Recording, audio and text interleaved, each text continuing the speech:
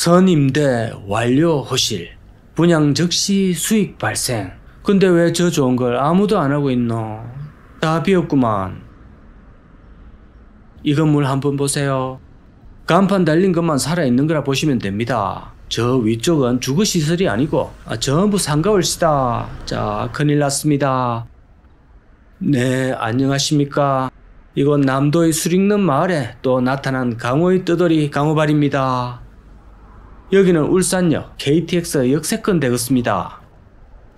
전국적으로 KTX 역세권 투자한다고 한때 열풍이 많이 불었었는데 지금 그곳에서 곡소리 나는 곳이 한두 곳이 아닙니다. 여기도 공실이 엄청난 상황이니 한번 둘러보실게요.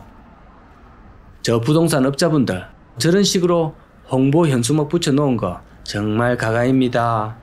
이래 비어있는 거를 또 뭐라고 포장해가 또 사람들을 재촉해서 계약하게끔 하련지 어떻게 보면 참 재주가 참 좋다고 해야 될까요? 저는 도저히 저 일을 못하겠습니다.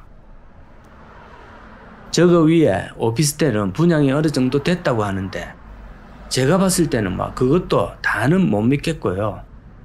자, 밑의 상가가 완전히 이렇게 비어 있습니다. 이곳은 주로 주민들이 산책하는 공원인데 아무 걱정 없이 저 산책할 수 있는 마음의 여유는 자신이 크게 빚진 것 없이 그리고 물린 것도 없이 마음이 평온할 때 가능한 겁니다. 이 건물 한번 보세요. 간판 달린 것만 살아있는 거라 보시면 됩니다. 저 위쪽은 주거시설이 아니고 전부 상가월시다. 자, 큰일 났습니다. 이곳 건물에 잠시 들어왔는데요. 공구리와 유리 그리고 드러난 파이프만 보입니다. 여기 도대체가 뭐를 채워야 가능하겠습니까? 상가를 너무 많이 만들었는데 이 KTX 여기다가 너무 과도한 기대 심리를 부추긴 게 원인인 것 같네요. 부산 쪽에서 출발을 해서 울산 통해가 대구로 대전으로 서울로 엄청난 승객을 실어 나르니까 유동인구가 상당할 것이라 예측을 했겠죠. 근데 저도 KTX를 몇 번 타보니까 요즘 KTX의 특징이 예전처럼 지방과 지방 간에 갈 일은 별로 없습니다.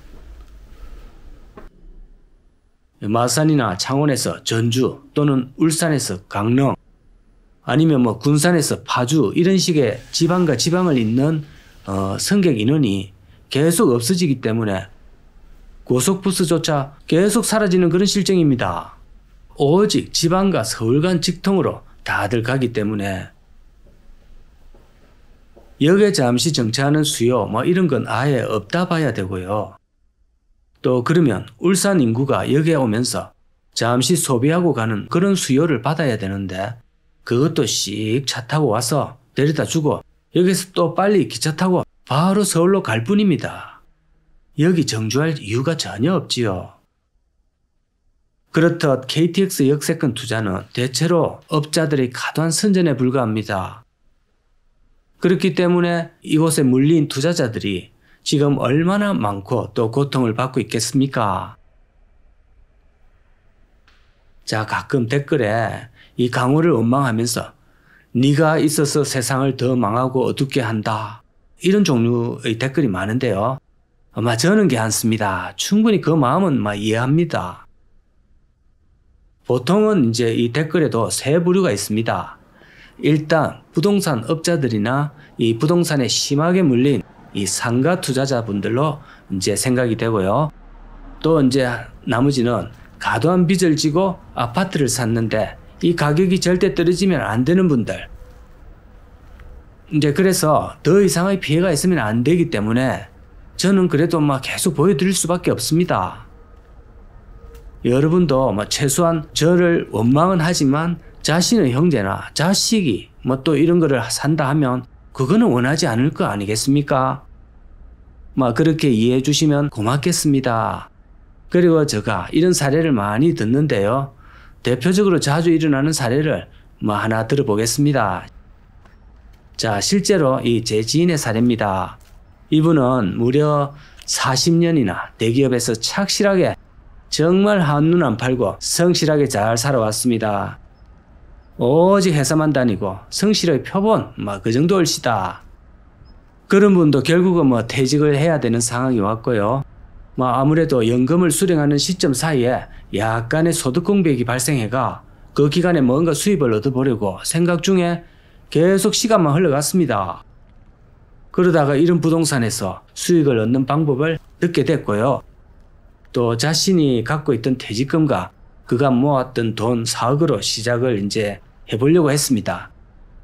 워낙 성실한 사람이라 빚 같은 거는 1도 생각을 안 하고 오직 자신의 돈으로만 이 투자를 하려고 했습니다. 그런데 현실은 그 돈으로 자신이 생각하는 200~300 정도의 월 소득이 가능한 일이 아니었습니다. 또한 신도시 1층 상가 같은 경우 5억 정도 남짓하는 돈으로는 거의 명함도 못 내밀고 수익도 그렇게 맞출 수가 없었습니다. 그래서 가지고 있는 돈에 상가 담보 70%를 내고 총합 7억에 또 1억 정도는 아파트 담보를 추가로 내고 총 한 8억짜리 상가를 사게 됐습니다. 항상 이런 거를 하려고 하면 2배 가까이 올라가는 것은 일도 아닙니다. 이상하게 이 부동산 투자는 생각보다 2배씩 이렇게 금액 규모가 올라가게 되어 있습니다. 또 그렇게 유도를 하고요. 부동산에서 돈 빌리는 것도 다 도와주고 임대 들어오는 것까지 자기들이 프리패스로 책임진다고 했고요.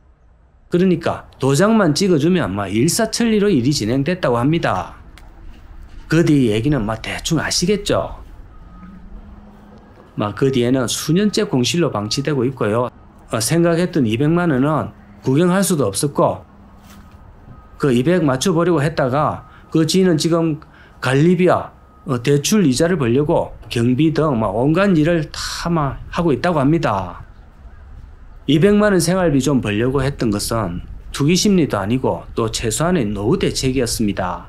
노후 빈곤 세계 1위 이런 나라다 보니 그동안의 유일한 노후 대책이 우리 세대에서는 그 상가 임대료였습니다. 따박따박 받는 임대료가 가장 유력한 해결책이었고 또 은퇴 후의 부러운 희망이었습니다. 근데 최근에는 내려주고 싶어도 내려줄 수 없는 이 졸지에 높은 임대료를 고집하는 악덕 상가주로 낙인이 되고 그래 됐습니다. 40년 동안 열심히 회사 다니고 이랬는데 뭘 잘못하고 내가 살았길래 이래 늙음하게 이렇게 됐노 이런 혼잣말을 자주 합니다.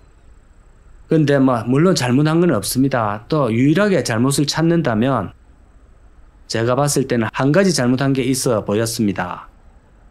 그것은 너무 직장에 의존하면서 자신의 돈을 스스로 다루는 일, 그것조차도 남에게 의존했던 그 결과가 이분께서 잘못했던 그 유일한 잘못인 것 같습니다. 여러분께서도 이런 사례와 공실의 현장을 계속 보시면서 이런 일을 반면교사로 삼으시길 바랍니다. 오늘은 울산역 KTX 공실 보여드렸고 또 사실 여기는 내용이 많아서 1, 2편으로 나눠서 또 보여드리겠습니다. 오늘도 감사합니다.